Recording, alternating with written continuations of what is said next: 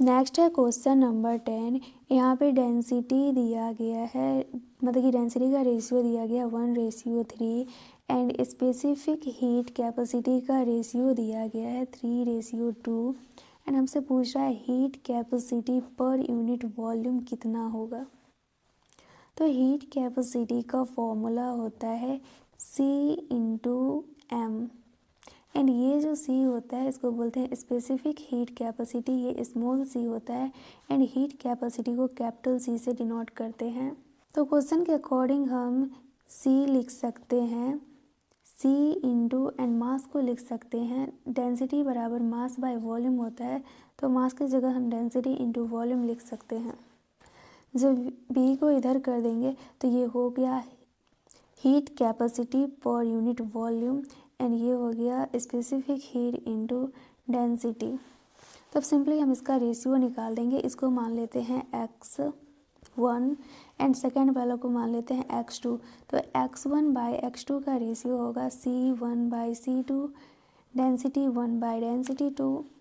तो specific heat capacity का ratio दिया गया है 3:2 एंड डेंसिटी का रेशियो दिया गया है 1:3।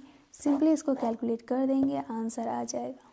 नेक्स्ट है क्वेश्चन नंबर 26। यहाँ पे बाइंडिंग एनर्जी पर न्यूक्लियॉन दिया गया है x1 एंड x2। x1 है ड्यूट्रॉन के लिए एंड x2 है अल्फ़ा पार्टिकल के लिए एंड हमसे पूछा जा रहा है कि एनर्जी कितना रिलीज होगा। ये इक्वेशन दिया गया है H1 H2 H1 H2 helium 2 4 and ये Q। हमसे पूछा Q कितना रिलीज होगा, तो इसको सिंपली हम निकाल सकते हैं। यहाँ पर टोटल 4 न्यूक्लियॉन है, ये हो जाएगा 4 न्यूक्लियॉन एंड यहाँ पे भी है 4 न्यूक्लियॉन। ड्यूटेरियम के लिए दिया गया है x1, तो यहाँ पे 4 इंटू x1 हो जाएगा एंड अल्फ़ा पार्टिकल के लिए दिया गया है x2, तो यहाँ पे हो जाएगा 4 इंटू x2। तो अब इसको अच्छा से लिखे तो ये हो जाएगा 4x1 रिएक्टेंट का एंड प्रोडक्ट का हो जाएगा 4x2 प्लस Q निकालेंगे तो हो जाएगा 4x1 माइनस 4x2। यहाँ से 4 कॉमन ले लेंगे तो x1 माइनस x2 आएगा।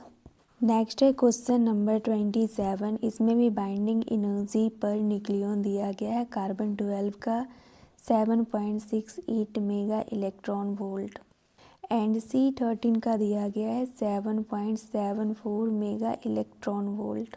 इसमें पूछ रहा है कि न्यूट्रॉन को रिमूव करने में कितना एनर्जी लगेगा C13 से। तो पहले इसका इक्वेशन लिख लेते हैं। ये हो जाएगा C13, इसमें से न्यूट्रॉन को रिमूव करना है तो ये हो जाएगा C12N01।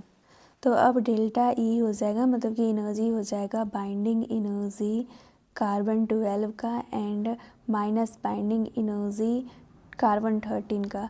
तो बाइंडिंग एनर्जी कार्बन 12 का दिया गया है 7.68 इंटू मल्टीप्लाई कर देंगे 12 से and minus binding energy carbon 13 का दिया गया है 7.74 मेगा इलेक्ट्रॉन वोल्ट एंड इसको मल्टीप्लाई कर देंगे 13 से, कैलकुलेट करेंगे आंसर आ जाएगा। नेक्स्ट है क्वेश्चन नंबर 28। यहाँ पे स्पीड ऑफ इलेक्ट्रॉन हमसे पूछ रहा है, सेकेंड ऑर्बिट दिया गया है एंड BE+3 दिया गया है। स्पीड जो होता है वो होता है V बराबर 2.18 इंटू 10⁶ Z/n। तो V डायरेक्टली प्रोपोर्शनल है Z/n का। Z में आ जाएगा एटॉमिक नंबर, तो बेरिलियम का एटॉमिक नंबर 4 है एंड ऑर्बिट दिया गया है सेकेंड, तो ये 2 हो गया, तो इसको कट करेंगे तो ये 2 हो गया, तो V डायरेक्टली प्रोपोर्शनल 2 हो गया। एंड ऑप्शन में देखेंगे तो सब ऑप्शन में दिया गया है C/137 का आंसर हो जाएगा 2 इंटू C/137। नेक्स्ट है क्वेश्चन नंबर 29।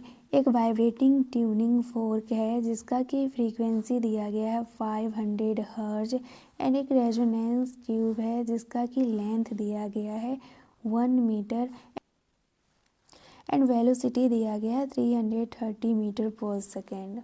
तो हमसे पूछ रहा है कि टोटल कितना रेजोनेंस ऑब्टेन होगा। ये 1 इंच से क्लोज है, तो यहाँ पे L जो हो जाएगा ये λ/4 के टर्म में होगा, क्योंकि यहाँ पे अगर निकालेंगे रेजोनेंस तो ये एक नोड हो जाएगा, एक एंटी नोड होगा। तो नोड और एंटी नोड के बीच का जो लेंथ होता है वो λ/4 होता है।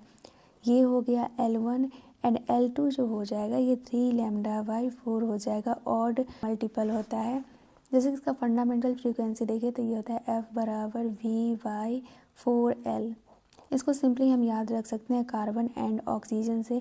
कार्बन जो होता है ये 1 इन क्लोज जो रहता है उसके लिए होता है। कार्बन का वैलेंसी 4 होता है, तो यहाँ पे फंडामेंटल फ्रीक्वेंसी F=V/4L लिखते हैं। एंड यही दोनों इन से ओपन हो तो यहाँ पे V/2L आता है, क्योंकि ऑक्सीजन का जो वैलेंसी होता है वो 2 होता है। इस ट्रिक से हम इसको याद रख सकते हैं आसानी से विदाउट एनी कन्फ्यूज़न। L3 होगा 5 λ/4, 4 नहीं होगा, ऑड नंबर इसमें सिर्फ लेते हैं। L4 जो हो जाएगा ये 7 λ/4 होता है। ऐसे ही करके हम सबके लिए चेक कर लेंगे। L का जो वैल्यू आना चाहिए वो 1 से बड़ा नहीं आना चाहिए। तो अब इसको हम टेस्ट करके देखते हैं। ये हो गया 7 इंटू लेमडा हमें चाहिए, तो लेमडा हम सिंपली निकाल सकते हैं। वेलोसिटी होता है डिस्प्लेसमेंट बाई टाइम, तो ये हो जाएगा v, ये हो जाएगा लेमडा, ये हो जाएगा f। तो लेमडा बराबर v/f होता है। वेलोसिटी दिया गया है 330 मीटर पर सेकेंड एंड फ्रीक्वेंसी दिया गया है 500। तो 0 से 0 कट हो जाएगा। अब इसको सिंपली यहाँ पुट कर देते हैं। 1/4 को इधर निकाल लेते हैं एंड लेमडा हो जाएगा 33/50। ऊपर में 33 7 हो जाएगा, 21 2 22 23 231 एंड नीचे में हो जाएगा 200। मतलब कि इसको अगर हम डिवाइड करते हैं तो ये 1 पॉइंट से ज़्यादा आएगा, मतलब कि ये आंसर नहीं होगा। अब L3 के लिए चेक करते हैं। तो L3 में वैसे ही चेक करेंगे। ये हो गया 5, 1/4 को बाहर निकाल लेते हैं। लेमडा है 33/50। तो यहाँ 5 से 50 को कट करेंगे तो ये 10 होगा। अब इसको सिंपली कैलकुलेट करेंगे तो 33/40 आ जाएगा, मतलब कि ये 0 पॉइंट कुछ में आएगा, तो ये आंसर होगा। जब ये होगा तो ये भी होगा, ये भी होगा, मतलब टोटल 3। इसका आंसर हो जाएगा 3। नेक्स्ट है क्वेश्चन नंबर 30। यहाँ पे दो नियरेस्ट हार्मोनिक दिया गया है 150 हर्ट्ज एंड 210 हर्ट्ज। ये दिया गया है क्लोज ऑर्गेन पाइप में। एंड हमसे पूछ रहा है कि फंडामेंटल फ्रीक्वेंसी कितना होगा। तो देखो, हमें fundamental frequency close organ pipe का पता रहता है। कार्बन एंड ऑक्सीजन से हम याद किए थे। कार्बन में होता है F=V/4L। यहाँ पे 4 इसलिए आता है क्योंकि कार्बन का जो वैलेंसी होता है वो 4 होता है। सिंपल याद करने के लिए बनाए हैं। एंड ऑक्सीजन में यहाँ पे 2 आएगा क्योंकि ऑक्सीजन का वैलेंसी 2 होता है, तो F=V/2 यहाँ पे होगा। तो सिंपली यहाँ पे F जो हो जाएगा NV/4L हो जाएगा। एंड F1 लिखे तो F1 हो जाएगा 1 इंटू V/4L। F2 जो हो जाएगा ये हो जाएगा 3 इंटू V/4L, क्योंकि ऑड टर्म्स में मल्टीपल होता है। तो F2 को लिख सकते हैं 3F1 एंड फिर F3 को भी ऐसे ही लिख सकते हैं। यहाँ पे 5 आ जाएगा एंड ये F1। F4 में भी वैसे ही होगा, 5 के बाद 7 आ जाएगा, तो ये F1 होगा। ऐसे ही सबको लिख लेंगे। तो यहाँ पे 2 नियरेस्ट दिया गया है, तो हम F23 को लें। तो अब हम इसको सिंपली कैलकुलेट करेंगे। नियरेस्ट फ्रीक्वेंसी दिया गया है 210 माइनस 150 ले लेंगे और यहाँ पे F3 माइनस F2 कर देंगे। तो ये हो जाएगा 60 बराबर F3 दिया गया है 5F1 एंड F2 दिया गया है 3F1। तो अब इसको कैलकुलेट करेंगे तो ये हो जाएगा 2F1, 2F इसको काट करेंगे तो F1 हमारा आ जाएगा 30। मतलब ये फंडामेंटल फ्रीक्वेंसी 30 आ गया।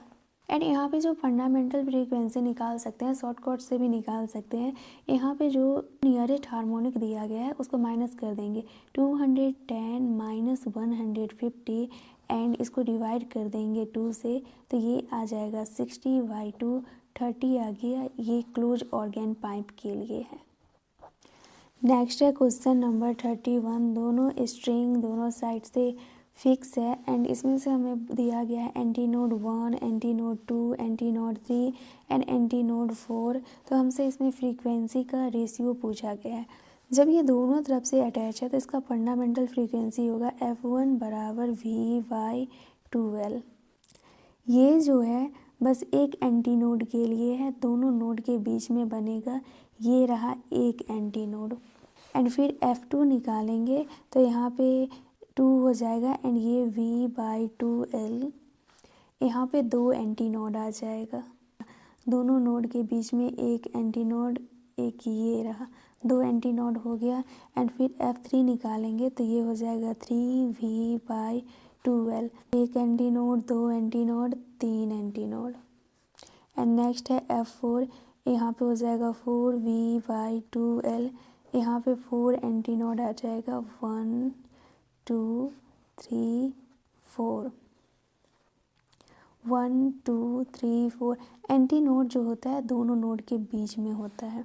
अब फ्रीक्वेंसी का रेशियो निकालेंगे तो ये तो सब में कॉमन है, तो ये इसको हम लिखेंगे F1, इसको भी लिखेंगे F1। तो फ्रीक्वेंसी प्रोपोर्शनल है n का, तो F1 ratio, F2 ratio, F3 ratio, F4 ratio जो हो जाएगा ये हो जाएगा 1 2 3 एंड 4। ये सब वैसे ही कट ही जाएगा। नेक्स्ट है क्वेश्चन नंबर 32। इसमें हमें ट्रूथ टेबल फाइंड करना है। ट्रूथ टेबल, इसका आंसर बी सही होगा, इसको चेक कर लेते हैं। ये ए दिया गया है, ये बी दिया गया है एंड ये वाई दिया गया है। तो इसमें ए जो दिया गया है 0 दिया गया है, बी 0 दिया गया है, तो वाई हमसे पूछा है कितना होगा। तब हम इसको सिंपली चेक कर लेते हैं। ए को 0 लेते हैं एंड बी को 0 लेते हैं, तो यहाँ से 0 आ जाएगा, तो एंड गेट में मल्टीपल होता है, ये a इंटू बी हो जाएगा, तो 0 का मल्टीपल 0 हो जाएगा। एंड ये नॉट गेट है तो यहाँ पे उल्टा हो जाएगा, 0 का 1 हो जाएगा। एंड ये और गेट है तो यहाँ पे a प्लस बी होता है, तो यहाँ से 0 आएगा एंड प्लस 1 आएगा, तो ये 1 हो जाएगा। यहाँ 0 आएगा एंड इधर से 1 आ जाएगा, तो y हमारा 1 आ गया, आउटपुट 1 आ गया, तो ये हो गया 1। वैसे ही सबके लिए चेक कर लेंगे। नेक्स्ट है क्वेश्चन नंबर 33। इसमें सिंपली हमें करंट निकालना है, तो I बराबर होता है V/R। तो यहाँ पे V हो जाएगा 5 एंड R हो जाएगा 1 के अक्रॉस निकालना है, तो ये 1 इंटू 10⁻³ हो जाएगा। एंड आंसर दिया गया है मिली एम्पियर में, तो इसको 10⁻³ से मल्टीप्लाई कर देंगे, तो ये 3 से 3 कैंसिल, 5 मिली एम्पियर आंसर आ जाएगा। नेक्स्ट है क्वेश्चन नंबर 34। यहाँ पे सिंपली हमें बैलेंस करना है, इसको सिंपल तराजू मान लेंगे। ये है एक ए एंड ये है बी, तो ये दोनों को बैलेंस करना है। दोनों बैलेंस तभी होगा जब दोनों में इक्वल वेट होगा। तो ऑप्शन बी को देखें तो ऑप्शन बी में दिया गया है 1 ग्राम, 2 ग्राम, 2 ग्राम एंड 5 ग्राम। तो यहाँ पे देख सकते हैं 5 ग्राम एक पे रखेंगे और ये सब एक पे रखेंगे तो टोटल मास इक्वल हो जाएगा। 2 2 4 एक 5 ग्राम इज इक्वल टू 5 ग्राम। तो ये जो कांटा रहेगा वो सीधा हो जाएगा, मतलब कि ये बैलेंस हो गया। बस वही सिंपली हमसे पूछ रहा है। नेक्स्ट है क्वेश्चन नंबर 35। यहाँ पे एक यू ट्यूब दिया गया है, एक का जो डायमीटर है वो 3 mm है एंड दूसरा का डायमीटर जो है ये 6 mm है। इसको फिल कर दिया गया है वाटर से, तो जिसका डायमीटर कम होगा उसके इधर ज़्यादा वाटर जाएगा एंड इसके जिसका बड़ा रहेगा उसके इधर कम जाएगा। तो यहाँ पे यहाँ तक फिलअप रहेगा और इसमें इधर तक ही रहेगा। यहाँ पे जो ये गैप बच जाएगा वही पूछ रहा है हमसे क्वेश्चन में कि डिफरेंस कितना होगा, डेल्टा एच कितना होगा। तो हम इसको माइनस कर देंगे एंड इसको माइनस कर देंगे, तो यहाँ पे डेल्टा एच आ जाएगा। इसको मान लेते हैं H1 एंड इसको मान लेते हैं H2। तो यहाँ पे हम लिखेंगे डेल्टा एच बराबर H1 माइनस H2। क्वेश्चन में गिवन है वाटर का डेंसिटी 1 इंटू 10⁻³ सरफेस टेंशन दिया गया है 7.2 इंटू 10⁻⁻² एंड कॉन्टैक्ट एंगल जो है ये 0 दिया गया है। तो हमें फॉर्मूला में डेंसिटी चाहिए, टेंशन चाहिए एंड रेडियस चाहिए। तो इसमें सिंपली हम कैपिलरी राइज का फॉर्मूला लगा देंगे क्योंकि इसमें ये सारा वैल्यू आता है। इसमें H होता है 2t cos थीटा R रो जी, T भी है, R भी है, डेंसिटी भी है एंड यहाँ पे थीटा 0 दिया गया है, तो इसका तो कोई टेंशन ही नहीं लेना, ये 1 हो जाएगा। तो अब सिंपली हम इसको कर लेते हैं, delta H H1 minus H2 होगा। तो यहाँ पे इसका वैल्यू पुट करेंगे तो इसमें 2 भी कॉमन होगा, टी भी कॉमन होगा, डेंसिटी भी कॉमन होगा, जी भी कॉमन होगा। इसमें वेरी करेगा तो रेडियस वेरी करेगा 1/r2। आर यहाँ पे हो जाएगा 3/2, R2 हो जाएगा 6/2। टेंशन दिया गया है 7.2 इंटू 10⁻⁻²। डेंसिटी दिया गया 1 इंटू 10⁻3। जी हो जाएगा 10। इसको सॉल्व करेंगे, आंसर आ जाएगा। नेक्स्ट है क्वेश्चन नंबर 36। यहाँ पे कंपाउंड माइक्रोस्कोप दिया गया है एंड कंपाउंड माइक्रोस्कोप में F0 दिया गया है 2 सेंटीमीटर एंड FE दिया गया है 6.25 सेंटीमीटर। F0 मैं बोल रही हूँ ऑब्जेक्टिव के लिए एंड FE बोल रही हूँ आई पीस के लिए। तो कंपाउंड माइक्रोस्कोप कुछ इस टाइप से दिखता है। ये जो होता है ये ऑब्जेक्टिव लेंस होता है एंड ये जो होता है ये आई पीस, एंड इन दोनों के बीच में डिस्टेंस दिया गया है 15 सेंटीमीटर एंड फाइनल इमेज जो बना है वो 25 सेंटीमीटर पे बना है, तो ये -25 सेंटीमीटर हो जाएगा। एंड क्वेश्चन में हमें U0 निकालने को बोल रहा है, तो U0 हम आसानी से निकाल लेंगे।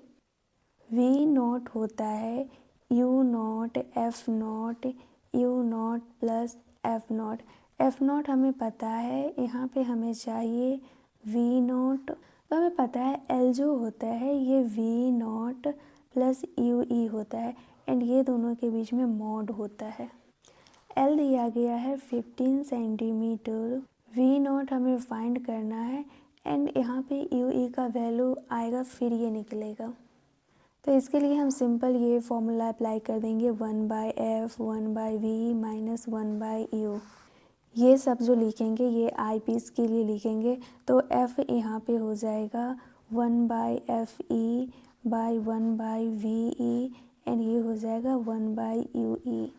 आई पीस का फोकल लेंथ दिया गया है 6.25 सेंटीमीटर एंड V हो जाएगा फाइनल इमेज -25 सेंटीमीटर। अब इसको कैलकुलेट करेंगे तो यहाँ पे UE आ जाएगा। तो पहले इसको कैलकुलेट कर लेते हैं। ये है 6.25, इसको हटाएंगे तो ये हो जाएगा 100, ये हो जाएगा 1 - 25 एंड ये हो जाएगा 1/UE। ये हो जाएगा 20 एंड ये हो जाएगा 125, ये हो जाएगा 4 एंड ये हो जाएगा 25। तो यहाँ आया 4/25, इसको इधर लाएंगे तो ये हो जाएगा प्लस 1/25 एंड ये हो जाएगा -1/UE। तो ये हो गया 25 एंड ये 4 + 1 5 हो गया -1/UE। 5 से 5 कैंसिल, तो UE आ गया -5। इस वैल्यू को सिंपली इसमें पुट कर देंगे, बट यहाँ पे माइनस नहीं लगाएंगे, मॉड है। तो हमारा जो LV0 प्लस UE जो है, तो L जो है हमारा 15 सेंटीमीटर, V0 हमें फाइंड करना है एंड UE आया है 5। तो यहाँ से V0 आ जाएगा 10। सिंपली 10 को फॉर्मूला में पुट करना है। V0 होता है U0 F0 U0 plus F0। V0 हो गया 10, U0 हमें निकालना है एंड ऑब्जेक्टिव का फोकल लेंथ दिया गया है 2 सेंटीमीटर। बस इसको कैलकुलेट कर लेंगे, आंसर आ जाएगा। नेक्स्ट है क्वेश्चन नंबर 37। एक DC है एंड एक AC है। तो DC में वोल्ट दिया गया है 100 एंड AC में भी वोल्टेज दिया गया है 100। इसमें I दिया गया है 1 एम्पेयर एंड इसमें I दिया गया है 0.5 एम्पेयर। इसमें फ्रीक्वेंसी दिया गया है 50 हर्ट्ज एंड इसका फ्रीक्वेंसी 0 होगा। तो हमसे क्वेश्चन में इम्पीडेंस एंड इंडक्टेंस का वैल्यू पूछ रहा है कितना होगा जब सोलेनाइड से करंट पास कर रहा है। देखो Z होता है XL माइनस XC का स्क्वायर प्लस R²। तो इम्पीडेंस के लिए यहाँ पे देखें तो कैपेसिटर का तो यहाँ पे कोई यूज़ नहीं है। AC में L होगा बट DC में L नहीं होगा। तो यहाँ पे देखें तो Z हो जाएगा XL² plus R² and XL को लिखेंगे, XL होता है ओमेगा इंटू L, ओमेगा होता है 2πf। तो AC सोर्स में फ्रीक्वेंसी दिया गया है 50, तो यहाँ पे XL के जगह लिखेंगे 2 पाई, एफ के जगह 50 इंटू एल। जब हम इसको अच्छा से लिखेंगे तो ये हो जाएगा जेड एक्स एल की जगह 2 पाई 50 एल का स्क्वायर प्लस आर स्क्वायर। यहाँ से हम एल को फाइंड कर सकते हैं। एल तो यहाँ से निकल जाएगा, बट हमें क्वेश्चन में इम्पीडेंस भी निकालना है। तो इसमें देखें, एसी में देखेंगे तो आई जो होता है ये वी बाय आर होता है। तो आई आर एम एस लिखते हैं V R M S by Z. अगर वी आर एम एस है तो I V R M S होगा। एसी में करंट दिया गया है 0.5 ampere and V R M S दिया गया है 100। तो यहाँ से जेड का वैल्यू आ जाएगा। तो ये फर्स्ट क्वेश्चन का आंसर ये हो गया एंड सेकंड का ये हमें एल फाइंड करना है। तो जेड तो यहाँ से जो आएगा यहाँ पे पुट कर देंगे एंड आर डी सी से निकाल लेंगे। वी बराबर होता है आई आर। तो यहाँ पे देखें तो वी बराबर होता है आई आर। यहाँ पे वी दिया गया है 100 एंड आई दिया गया है 1। तो यहाँ से आर आसानी से आ जाएगा, आर आ गया 100। तो यहाँ पे 100 पुट कर देंगे, बस इसको कैलकुलेट करेंगे, एल का वैल्यू आ जाएगा सेकेंड क्वेश्चन का आंसर। नेक्स्ट है क्वेश्चन नंबर 38। यहाँ पे ई नोट दिया गया है 120, वी दिया गया है 50 मेगा हर्ज एंड ई का एक्सप्रेशन हमसे पूछ रहा है क्या होगा। एंड क्वेश्चन में ये भी दिया गया है कि वेव ट्रेवल कर रहा है एक्स डायरेक्शन में। तो ई का एक्सप्रेशन जो आएगा ये जे कैप में भी आ सकता है, के कैप में भी आ सकता है, बट आई कैप में नहीं आएगा। तो फर्स्ट ऑप्शन में देखें तो आई में दिया गया है, तो ये ऑप्शन वैसे ही गलत हो जाएगा। एंड बी सी डी में देखें तो सबका वैल्यू एकदम सेम है, बस एक दिया गया है जे कैप में एंड एक दिया गया है के कैप में। तो ये सब सही होगा क्योंकि दोनों पॉसिबिलिटी बनता है एंड वैल्यू किसी में चेंज नहीं है। ए ऑप्शन छोड़ के वी सी डी सब आंसर होगा। अगर फिर भी कैलकुलेट करना चाहते हो तो कर सकते हो। ई का एक्सप्रेशन लिख लेते हैं। ई जो होता है ई नॉट साइन के एक्स माइनस ओमेगा टी होता है। तो हमें यहाँ पे ई नॉट दिया गया है, के फाइंड करना है। तो के जो होता है वी बराबर ओमेगा बाई के होता है। तो के को लिख सकते हैं ओमेगा बाई सी। ओमेगा हो जाएगा 2 पाई एफ। तो फ्रीक्वेंसी दिया गया है 50 मेगा हर्ज। मेगा हर्ज को हर्ज में चेंज करेंगे तो मल्टीप्लाई कर देंगे 10 पे पावर 6 से। एंड सी यहाँ पे स्पीड ऑफ लाइट हो जाएगा 3 इंटू 10 पे पावर 8। नेक्स्ट है क्वेश्चन नंबर 39। ये सिंपल ग्राफ पे है। यहाँ पे P दिया गया है एंड इधर को T दिया गया है एंड ये दिया गया है। जब हम इसको हीट करते हैं इस प्रोसेस में तो वॉल्यूम क्या होगा। तो देखो इसमें सिंपली हम स्लोप से निकाल लेंगे। टेन थीटा जो होता है ये परपेंडिकुलर बाय बेस होता है। परपेंडिकुलर बाय बेस, तो परपेंडिकुलर में P आ जाएगा एंड बेस में T आ जाएगा। पी वी बराबर एन आर टी होता है। तो P के जगह हम लिख सकते हैं N R T by V. तो यहाँ पे हम लिखेंगे N R T by V and ये T पहले से ही था इंटू टी। टी से T कैंसिल हो गया तो ये तो कांस्टेंट हो जाएगा। टेन थीटा जो है ये इन्वर्सली प्रोपोर्शनल V का है, तो ये स्लोप ही होता है। तो हम 1 से 2 तक देख सकते हैं। यहाँ पे स्लोप डिक्रीज़ कर रहा है, फिगर से ही पता चल रहा है। तो स्लोप डिक्रीज़ करेगा तो वॉल्यूम इंक्रीज़ करेगा। नेक्स्ट है क्वेश्चन नंबर 40। ये दिया गया है एडियाबैटिक प्रोसेस के लिए रिलेशन दिया गया है प्रेशर एंड टेम्परेचर के बीच में। P डायरेक्टली प्रोपोर्शनल है टेम्परेचर के क्यूब से एंड हमें फाइंड करने को बोल रहा है गामा कितना होगा। इसको हम लिख सकते हैं P T minus cube constant. तो P और T के बीच में हमें रिलेशन पता है, होता है P1 minus gamma T gamma constant. अगर हम इसको भी स्टोव में लिख लेते हैं तो सॉल्व करने में आसानी होगा। तो हम इसको लिख सकते हैं P T gamma 1 minus gamma constant. तो ये दोनों को जब हम ये इक्वेशन फर्स्ट हो गया एंड ये इक्वेशन सेकेंड हो गया तो दोनों को बराबर कर देंगे। P T minus cube P1 minus gamma T gamma, इसको लिखे हैं P T gamma by 1 minus gamma. ये P से P कैंसिल हो जाएगा एंड इसको सिंपली लिख सकते हैं T minus cube T gamma by 1 minus gamma. दोनों का बेस सेम है, तो इसको हम सिंपली लिख सकते हैं -3 गामा 1 माइनस गामा। तो इसको इधर ले आएंगे तो ये हो जाएगा -3 1 माइनस गामा बराबर गामा। इसको सिंपली कैलकुलेट कर लेंगे, आंसर आ जाएगा यहाँ से गामा का वैल्यू। नेक्स्ट है क्वेश्चन नंबर 41। यहाँ पे एक कंटेनर दिया गया है जिसका कि हाइट 24 सेंटीमीटर है एंड यहाँ तक वाटर फिल है। जहाँ तक वाटर फिल है इसको x बोलते हैं। यहाँ पे से कोई आदमी देखेगा तो कितना वाटर फिलेड इसको दिखाई देगा, वही हमसे पूछा जा रहा है। ये 24 सेंटीमीटर है तो ये जो खाली वाला जगह हो जाएगा ये हो जाएगा 24 माइनस x। तो यहाँ से x का वैल्यू हमें सिंपल निकालना है। ये वही वाला हो गया जो मछली वाला हम पढ़ते हैं। ये रहा वाटर एंड यहाँ पे रहता है मछली एंड ये रहता है टोटल डिस्टेंस। ऊपर से जब कोई देखता है, मतलब कि रेयर मीडियम से कोई देखता है डेंसर मीडियम में, तो ये जो फिश है ये यहाँ पे दिखाई देता है। इसको बोलते हैं एप्रिएंट डेप्थ। एंड एप्रिएंट डेप्थ जो होता है ये हो जाएगा डी डैश, ये जितना वाटर लेवल है d/μ हो जाएगा। अब क्वेश्चन के अकॉर्डिंग यहाँ पे देखें तो यहाँ पे दिया गया है 24 माइनस x एंड यहाँ पे वाटर फिलर है x इतना, तो ये हो जाएगा x/μ। सिमिलर इसी पैटर्न पे है एंड क्वेश्चन में हमें म्यू गिवन है 4/3। अब इसको हम सिंपली इधर मल्टीप्लाई कर देंगे 24 माइनस x इंटू 4/3 बराबर x। इसको सिर्फ सॉल्व करना है, सॉल्व करेंगे x का वैल्यू यहाँ से आ जाएगा।